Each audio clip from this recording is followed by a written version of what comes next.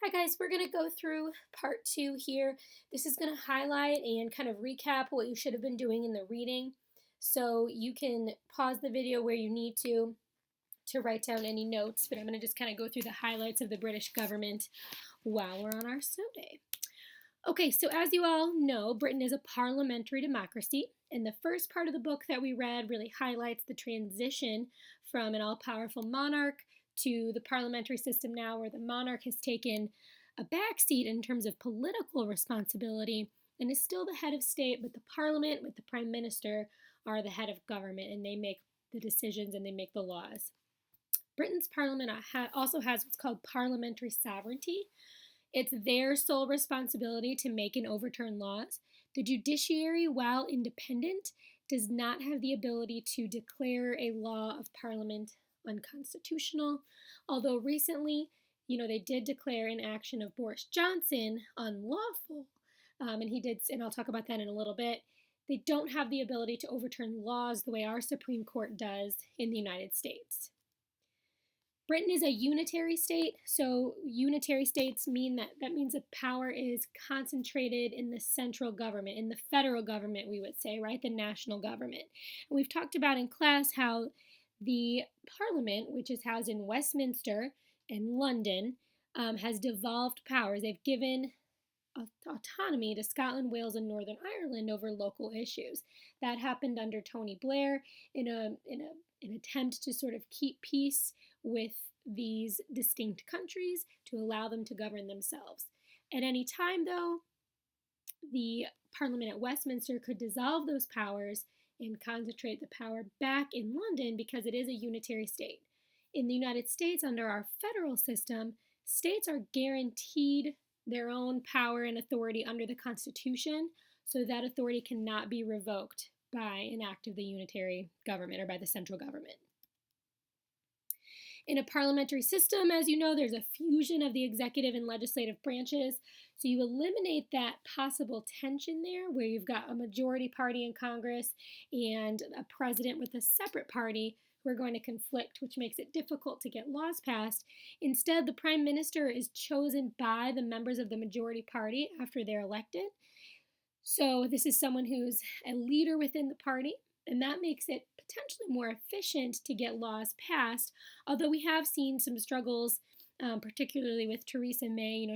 She obviously struggled to get her plans for Brexit passed, which ultimately led to her resigning.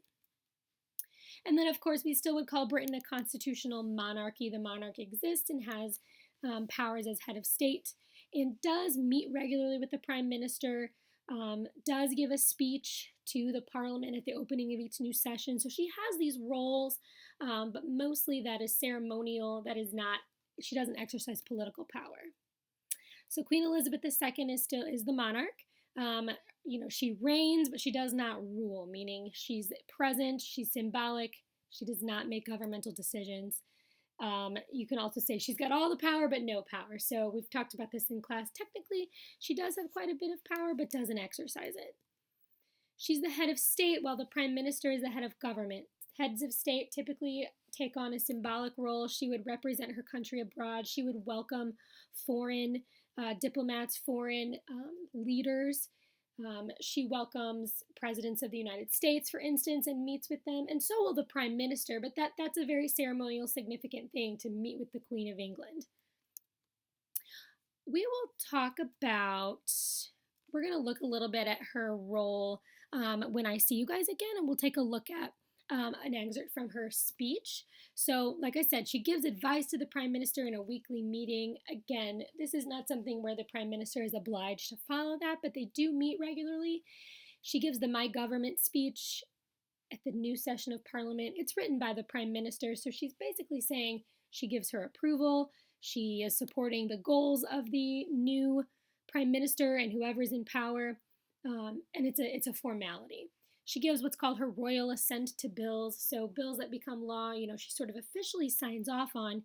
You do not see the Queen vetoing bills. She does not step in. She does not assert, that she doesn't want something passed. She doesn't throw up a roadblock when a bill comes to her. This is a formality. If anything, if she had, advice, if she had opinions, she would have given that to the prime minister in private before the bill got to that point. We'll talk about that. This is a video about it's a ceremonial piece within the parliament when there's a new session. There's a position in the parliament called Black Rod. Anyway, I'm gonna wait on that until we come back together. But this is an individual who comes over to the House of Commons and sort of knocks on the door of the House of Commons and invites all the commoners over to the House of Lords, and they process. This happens at the beginning of a new session of Parliament, and it's meant to represent this partnership between the House of Lords and House of Commons, the royalty and the commoners who are now ruling and making decisions. It's a very interesting ceremony, and we will take a few minutes to watch that. Probably Friday. I think we'll have some time. So hang on to that. The Queen is apolitical, so she's meant to not support one party or another, but rather supports whoever the Prime Minister is. Here's the executive. We've got Boris Johnson, who's been in office since July of 2019. So the Prime Minister, of course, is a member of Parliament. He is elected, or she is elected, to represent a constituency. They are a member of the majority party. So we would call the Prime Minister the first among equals, meaning they are a member who's elected like everybody else, and yet they lead the party. And they can serve only as long as he or she is the leader of the majority party. If there is an election where the majority party loses, then the Prime Minister would also need to change, and the new majority party would select the new Prime Minister. And it's also, they rule as long as they are the leader, as long as they are respected, as long as they're able to get things accomplished. This is what kind of drove Theresa May out of office, is she couldn't get her Brexit plans passed, and eventually it became very clear that she had lost her ability to be effective, and she stepped down. Same with David Cameron.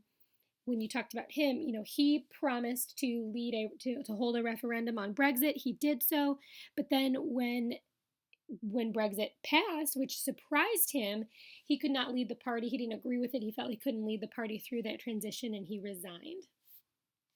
The Prime Minister's role includes choosing the cabinet, shaping policy. They are meant to be the face of the party, very much like Nancy Pelosi would be for the Democratic Party right now. So they are shaping the policy for the government, and of course, and then Donald Trump would be the Republican leader, right? Shaping the direction of the party, as he did in the State of the Union last night.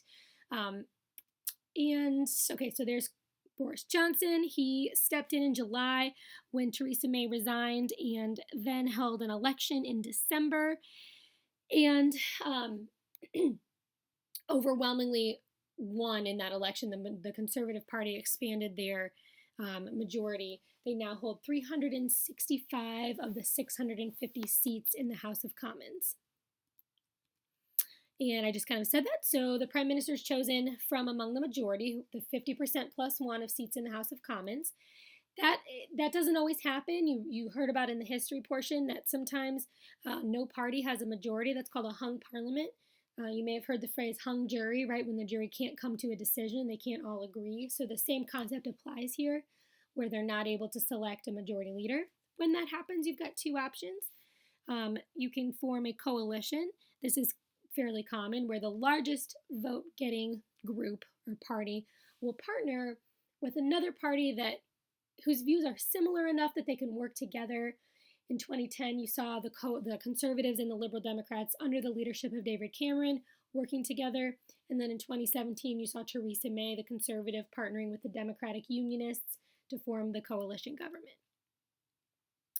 You could also see what's called a minority government. Whichever party is most likely to get the majority on bills would be able to choose the Prime Minister. This is less common than forming a coalition. Here's a picture of David Cameron when he was in office here. So the executive, it also consists of the cabinet.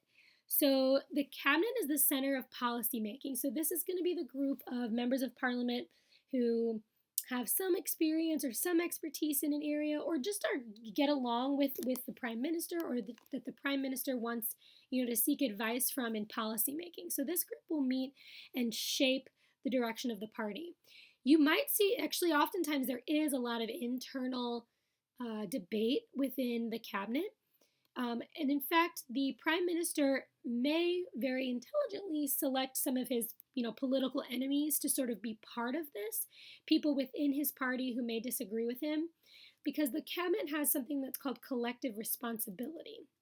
So, collective responsibility means that everybody within the cabinet has a responsibility to publicly support whatever the prime minister's decision is, even if there are internal debates. You saw this a lot, or this happened a lot with the Brexit discussions, where within the cabinet there was a lot of differing opinions about what should be the path forward, and yet publicly the cabinet members have to get behind the prime minister and support that person's decisions. Collective responsibility means that if an individual does not support the prime minister, they cannot rightfully be part of the cabinet and they must resign. This is interesting and something sort of maybe different for us in the United States. The reason collective responsibility is so important is because the majority party, hanging on to power in the majority party, is how one hangs on to control of the government. So if there's this internal dissension, if they can't agree and there's all this infighting, you increase the likelihood that the public or even the parliament is going to see that the majority party isn't on the same page, doesn't agree. You may see calls for an election. You may see a vote of no confidence happening against the prime minister. And it's just more likely that the government is going to be less effective. These cabinet members are not complete policy experts. They are chosen for a number of reasons. Like I said, they could be political friends, allies, or enemies, sort of the prime minister. When I say enemies, of course, I mean within the same party. They are not policy experts, meaning the cabinet relies on the bureaucracy, which is located at Whitehall, which is a street in London where the bureaucratic entities exist. The bureaucracy members at Whitehall provide the expertise. This is very similar to what happens in the United States. We have a Congress that makes the laws, and then they turn it over to a set of agencies who carry out the laws the way they see fit. And Congress